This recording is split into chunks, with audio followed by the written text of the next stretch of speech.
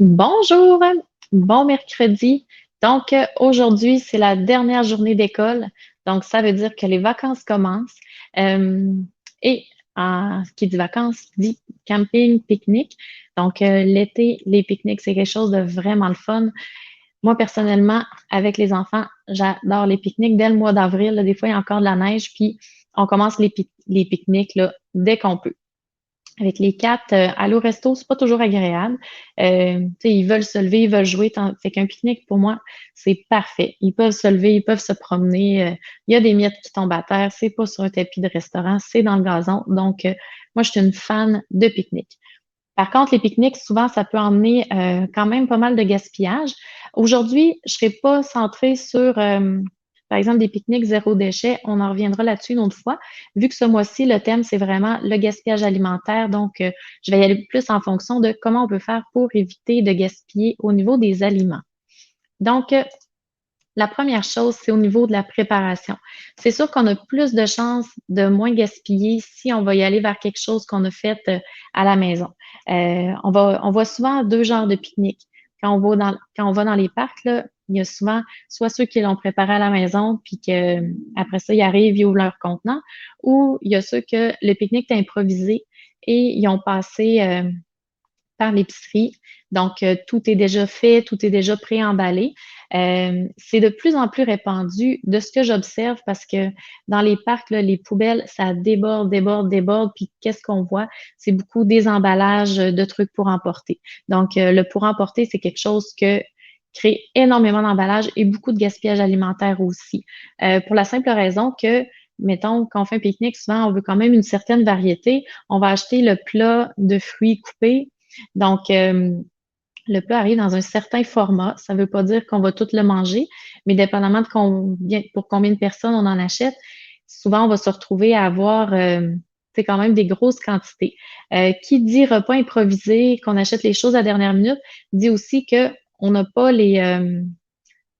ça fait improviser, là, c'est pas, puis je le dis pas dans un contexte péjoratif, là, c'est juste que ça vient aussi avec le fait que si ce n'était pas prévu, ben on n'a pas ce qu'il faut non plus pour conserver les aliments. La plupart du temps, on n'a pas nécessairement de sac ou de ice pack ou quoi que ce soit qui permettrait de préserver les aliments. Ça fait que s'il y a des restants, puis que souvent, on va pas juste au pique-nique pour rentrer chez nous après, souvent, l'activité se prolonge.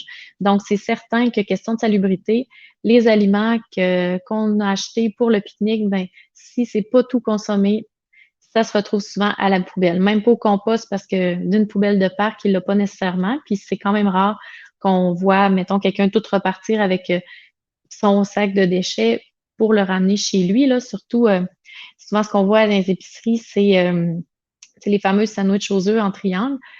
On s'entend que moi, la première, je sais pas si je passais l'après-midi au parc puis qu'il en restait, si ça me tenterait de le trimballer toute la journée. On s'entend que l'odeur doit être quand même assez quelque chose après quelques heures au soleil. Donc, j'en viens avec ça à mon deuxième point, ça prend une bonne réfrigération. Donc, si on décide d'aller faire un pique-nique, s'assurer d'avoir un sac, une boîte à lunch ou une glacière qui permet de préserver les aliments le plus longtemps possible. Ça va permettre que si il reste des choses, de les garder sorties le moins longtemps possible, puis de pouvoir les réfrigérer, puis que ce qui est remis rapidement dans la glacière, ben, puisse être remis au frigo en arrivant, puis que ça ne doive pas tout être jeté.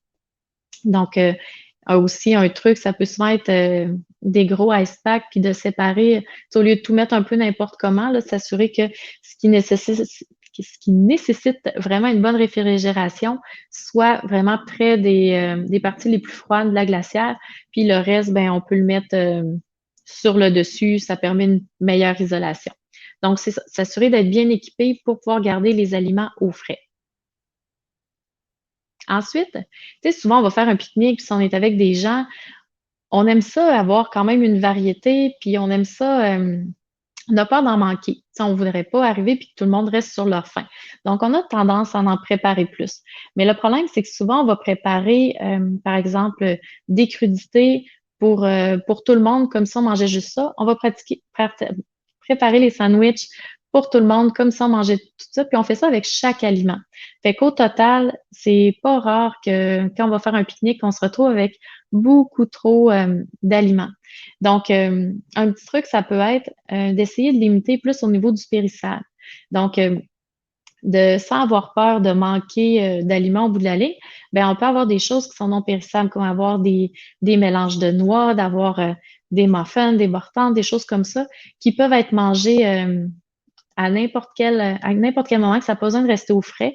Donc, si jamais, mettons, il y en a qui auraient eu encore un peu faim pour peut-être un petit triangle de sandwich de plus, ben au moins par la suite, il y a quand même d'autres choses. Personne ne va rester sur leur faim, mais au moins on va avoir tout passé à travers ce qui est le plus périssable.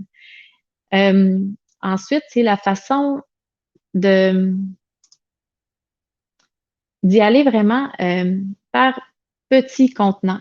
Donc, par exemple, si on fait un pique-nique pour plusieurs personnes, puis qu'il y a des sandwichs pour tout le monde, bon, au lieu de mettre ça dans un grand contenant qui va être là sur la table quand même assez longtemps, bon, on est mieux d'en faire plusieurs petits contenants. Donc, on en sort un, une fois que c'est terminé, on en sort un autre, puis y aller au fur et à mesure pour que ça reste sur la table de pique-nique le moins longtemps possible, parce qu'il y a la chaleur, il y a le soleil, il y a les bébites, donc ça fait quelque chose qui va être resté une demi-heure en plein soleil.